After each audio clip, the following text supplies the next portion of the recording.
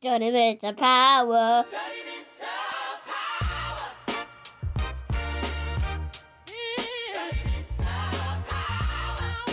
Welcome back to another lovely episode of 30 Minutes of Power, TOP, your one-stop shop for all things encouraging, entertaining, and motivating. Listen, people, we got a special treat today.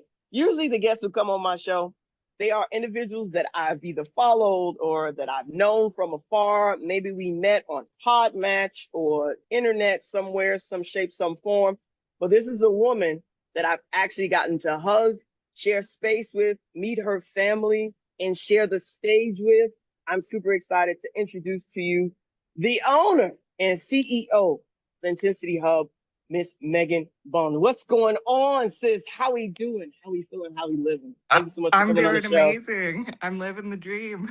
Yes, ma'am. Yes, ma'am. So for those of you who don't know, Meghan has been an entrepreneur for 30 plus years. And I think the story of how she got started in entrepreneurship is absolutely one worth hearing, but I want you to hear it from her. So Meghan, tell me about this venture you had in your unfinished basement. I want people to put away all the excuses as to why they can't start a business.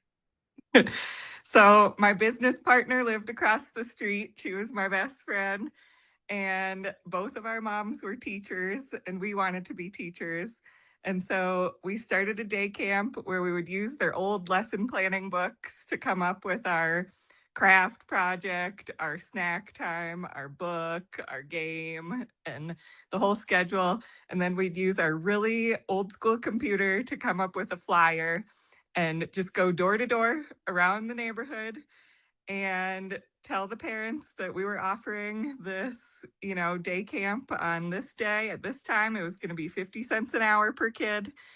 And the kids and the parents loved it. I mean, they were like, yes, here, take my child for 4 hours. Listen, I love that. So you were already creating systems and basically charging for value before you even had words for it. Yeah, I mean, we loved the best part of it was the creation of it all, because we loved to brainstorm and come up with all of these systems of who is going to do what and how we were going to do it. And we had each other to like go door to door together and let people know about what we were doing. So it was fun to do with my friend. Listen, guys. We just got into the show, but if anything else, you can start a business from wherever you are with whatever you have. You door to door. I mean, there's no social media. You didn't, right? There's no Facebook. Nope. You're not on Google Analytics, right? You're not using Fable, right? You're like door to No. door, old school. I love this. So what? Looking back now, how much of who you are now and the way that you run your business showed up back in that basement? I think the commonality is just the spontaneity and the passion and excitement for trying a new idea. And we didn't necessarily plan ahead a lot. We just kind of thought of an idea and then just went and did it. And sometimes a kid would show up and be just really difficult, and we'd be like, all right, now what do we got to do? And so we'd like come up with a way to like write a note to the parent to let them know about their behavior. And it's like we didn't have a plan for that ahead of time, and we didn't know what to expect, but we just like figured it out as we went along. And that's really the approach that I take in my business of like, I can't plan it all out. I can't predict everything that's going to happen. Whenever some sort of snag comes up, I'm going to have to, pivot and figure it out. So what people like to call that nowadays is failing fast, right? Mm-hmm. Don't make every step, every detail. But there's another part of this that I wanna call attention to. And so one of the other things that Meghan and I share outside of our love for our family, our love for helping other people, and our love for being on the stage is that we are both neurodivergent individuals. And so I got diagnosed in my 20s. I don't know about you, but like hearing this label after I had already spent so much time working with individuals with special needs, I felt, I don't know, like it was a mixed emotion. I'm like, okay, well, I know that I've clearly been functioning with this, but I also know like how bad it could be, right? Because of the individuals that I've been helping. So you used to be a speech language pathologist, correct? Yeah. Okay, and so how did you go from uh, I want to let me flip the question. When did you get diagnosed? And then after you got diagnosed, how did that change how you show up or did it at all? Yeah. So about 5 years ago in my mid-30s, um, and I felt shame that I was the expert in neurodivergence and didn't know it in myself. I was literally, I was not just a speech language pathologist providing services to students. I was a district wide leader training the staff and leaders on inclusive educational practices and neurodivergence and setting up systems district wide for assistive technology and, worked preschool through high school. I was a key evaluator on multidisciplinary teams for identifying autism and ADHD and different communication disorders. And I was the one being asked to start the new autism classroom at the new school. And I didn't see it in myself. And so to be so deep in the research and leadership around neurodivergence and not realize that that was a part of my identity was like shocking. And it changed everything for me to understand about myself from a new lens. And I was so busy advocating for other people and being a social justice activist for the kids and their families. And I finally started including myself in that. And that was game changing for my wellness and just being able to be a disruptor because now I'm role modeling instead of just trying to save people like I was. So after you receive your diagnosis, at what point did you realize like the traditional track was not for you? I started to really learn about, systems wide thinking, and especially when I was getting my principal license. And it really started to level up my skills in understanding really like the history of schools and how problematic the systems are and how much systemic oppression is baked into how it's all designed. And when I started to understand Mhm. that, I had been really ignorant to a lot of it before and was just like really focused on my little bubble of things that I was doing. And it really made me zoom out and understand things from a historical context. And I was like, I am working in the middle of the school to prison pipeline right now. I am a gear in this cog of harm that's happening. I started to speak up and was told, stay in your lane. This is not in your job description. And it wore at my soul every day Mhm. to be at work, observing that and feeling like I was just going upstream. And that's what led to my burnout. And I was like, I'm out. I'm not doing this anymore. I think that there's another space that we share. I don't think I've ever mentioned this before. One of the pivotal moments that I had in education in my career was after I had started like book coaching and helping people like write books. I started seeing a pattern of the people that I was attracting, and they all happened to be neurodivergent women. And so I was like, this is interesting. And I think one of the aha moments was when a student who had been listening to my podcast, following me online, I didn't know any of this. She told me during class, she's like, Miss, I heard your podcast and I know you help people write books. I have an idea for a book. can you help me publish it? And I was like, what? Now, I didn't publish it, right? Conflict of interest, right? Can't be taking money from children. But I coached her. I coached her for free her junior year, and by the time she had graduated, she had a published book.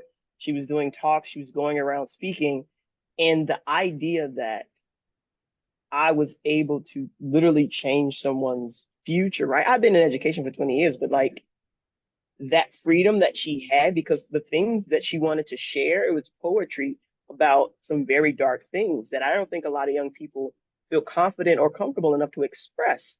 And I'm like, okay, if if she is experiencing this and now she is now the voice and the mouthpiece for all these other people who could be suffering in silence, how many other people need to be activated so that they can be the mouthpiece and the voice for all these other people who are suffering in silence? And it sounds like you had that same frustration where you no longer desire to be like a cog in the wheel of the system of harm, and that you now desire to be an activator, right, for other people to find their voice so that they can, right, no longer be suffering in silence.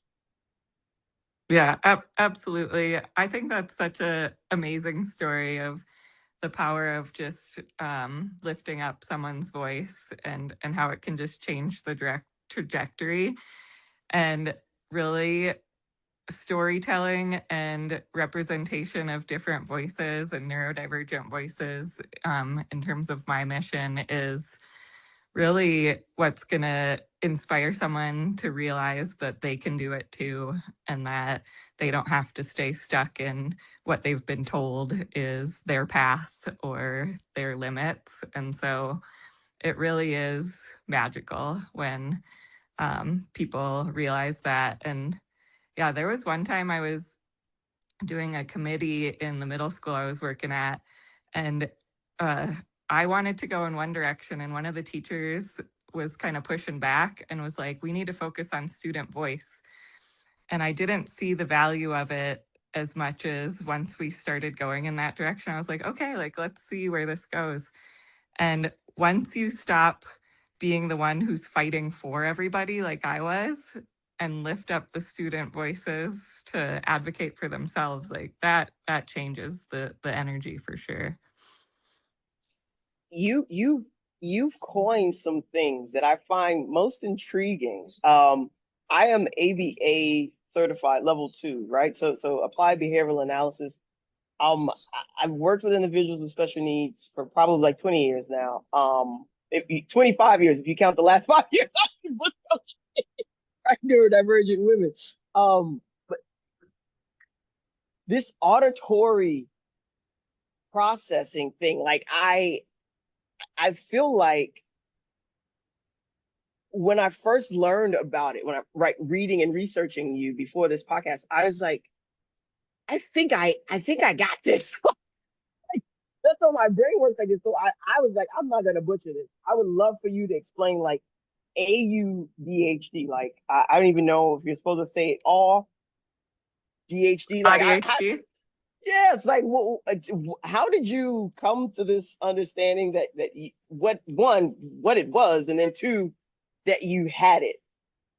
So the AuDHD is separate from the auditory processing disorder. I have lots of different areas of neurodivergence. And so the auditory processing disorder, I went and worked with an audiologist. I actually learned about it during my master's degree, becoming a speech language pathologist. And it's something that it's a difference in your auditory cortex. So it's a brain thing and not an ear thing, even though you're going to an audiologist. And it really makes it super tiring to listen in noisy environments. And there's also can be a mismatch between one ear or like information going in on one side versus the other side, and they're not kind of matching up and going together.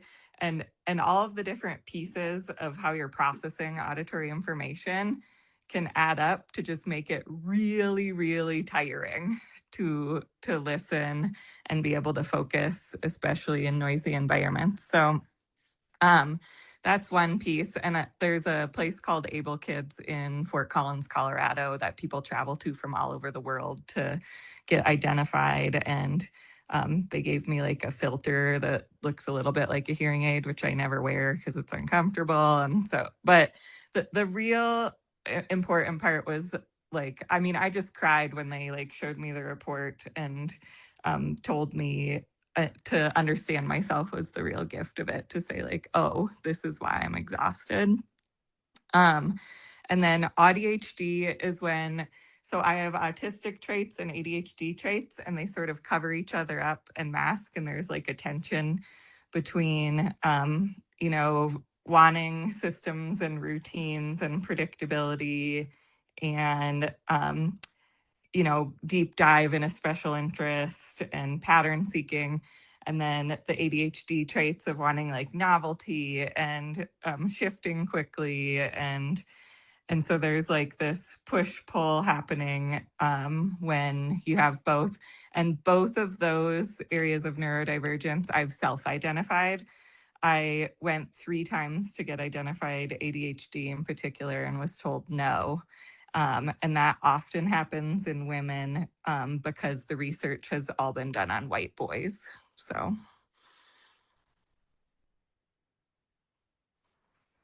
Let's pause right there.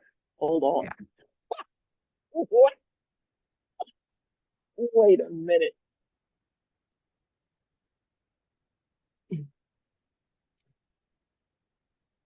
So I got diagnosed, which I find interesting. Not you're sharing this with ADHD and OCD, which I was Mhm. like, those sound like opposites. They sound like opposites at 25. But what I believe that I have, right, is auditory, right? I know full well that there are certain sounds that I can't. Like I just can't. At certain Mhm. frequencies, certain people's voices, I'm just like, I don't know what it is that's happening right now, but you have to stop. Mhm. You must stop. And not to have words for it. I think, and I've worked with nonverbal individuals for quite some time.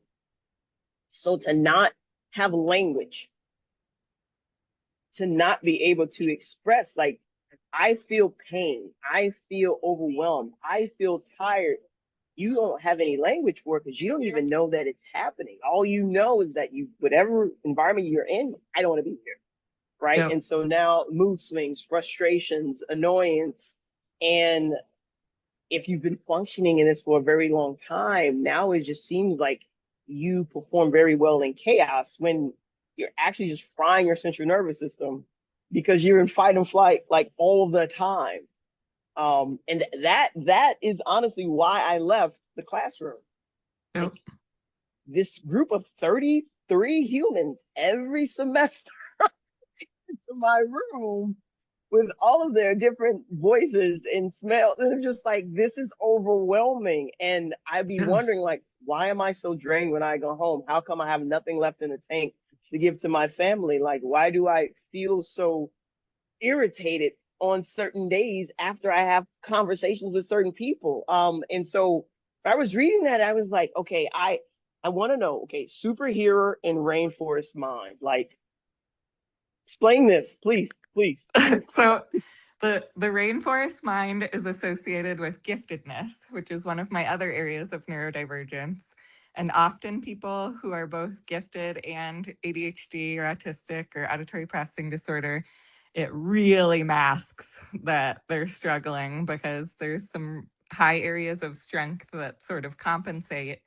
Um, but your brain is going so fast that it becomes a mismatch. And it's really hard to find people who have similar profiles to connect on that level where the level of depth and thinking. And so a rainforest mind kind of reflects that gifted profile of it. I'm a deep, complex thinker, multi-layered, very intense. This is where the 5 intensities kind of overlap, which is based on some research that is a whole theory about growth and development. And the rainforest mind concept I love that it's like a rainforest is not any better than a prairie or a mountain or the ocean or any other ecosystem.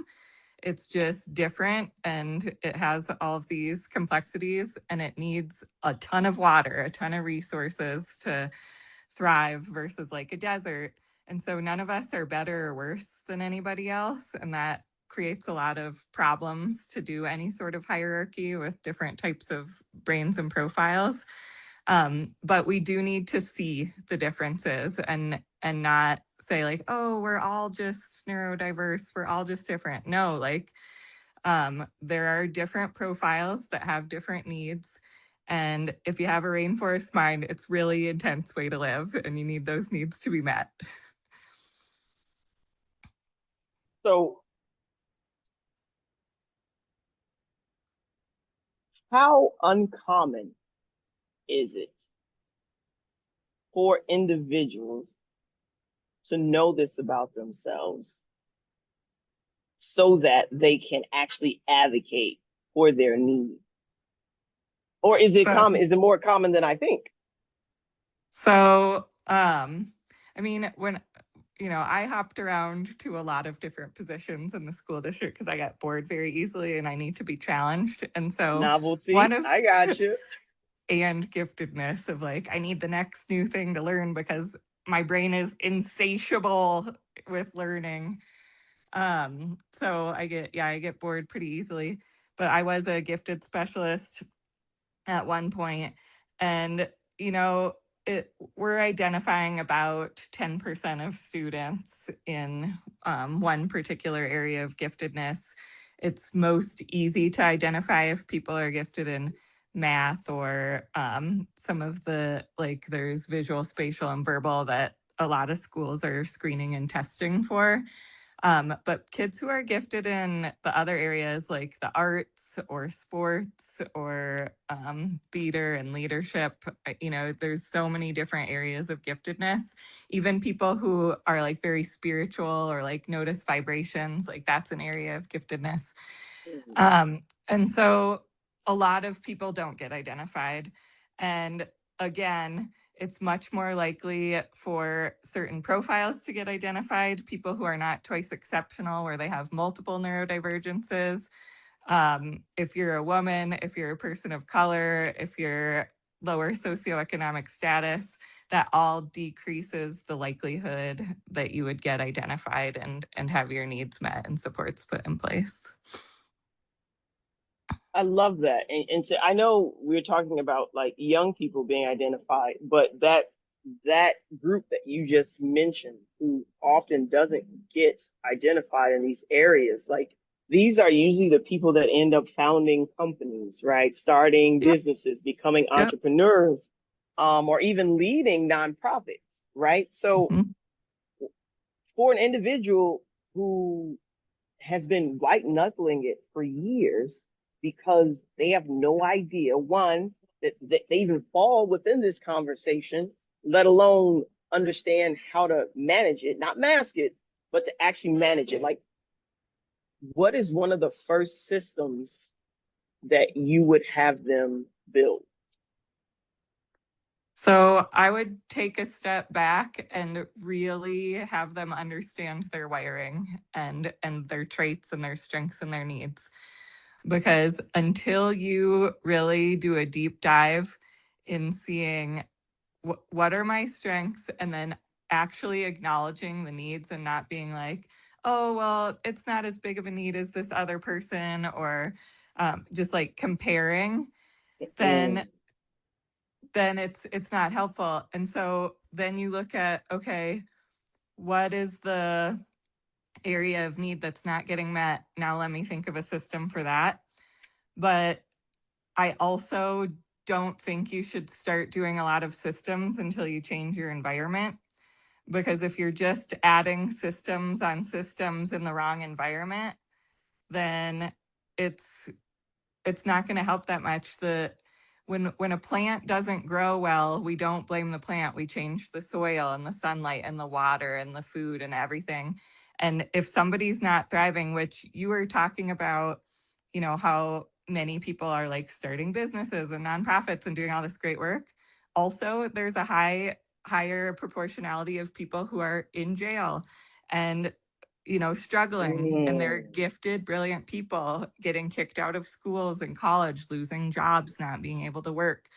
And so both are true, that some people, there are these superpowers and gifts, and sometimes there's so much just like lack of inclusion for people who are multiply neurodivergent, especially, that they're really struggling even though they're freaking brilliant.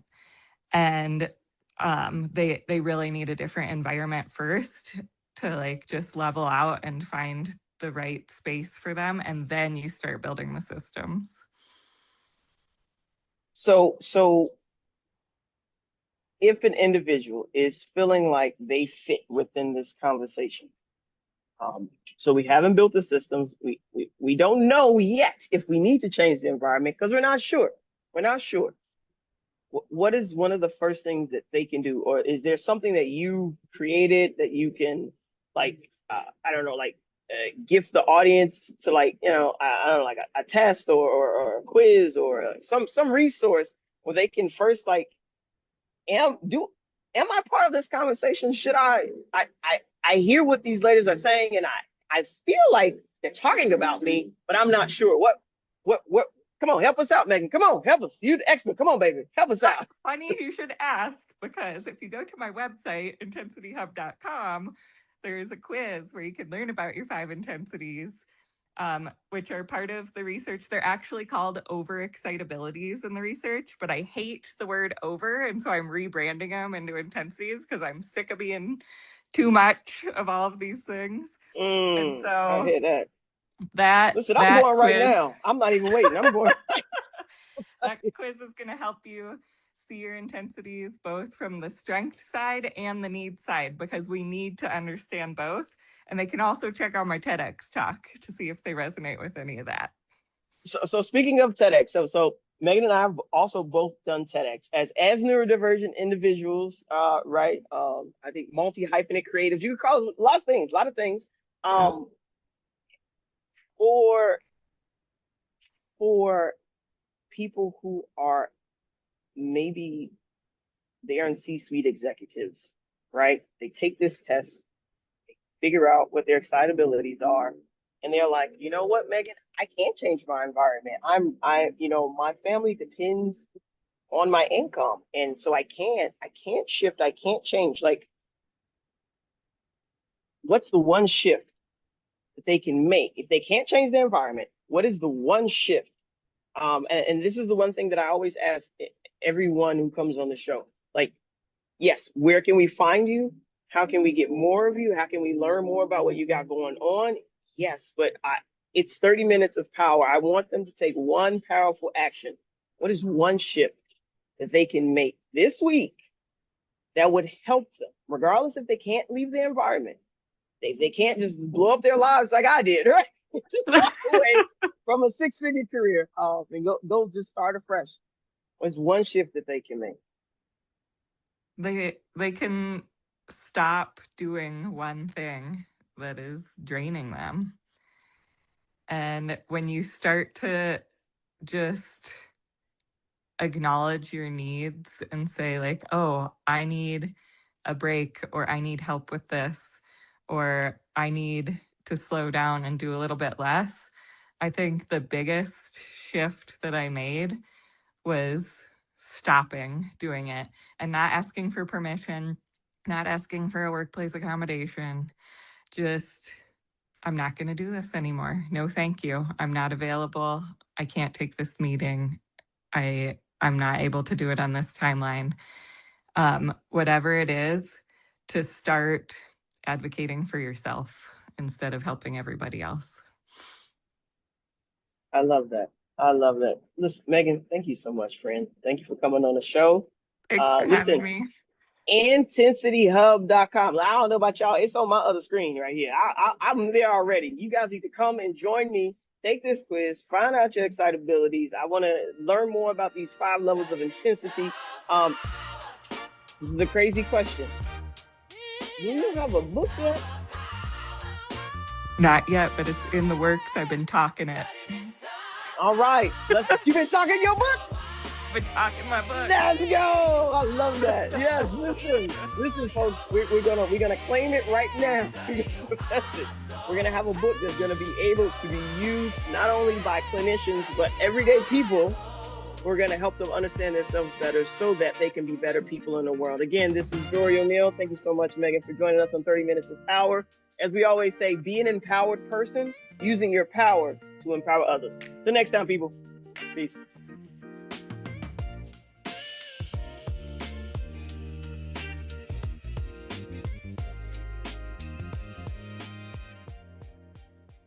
Johnny minutes of power.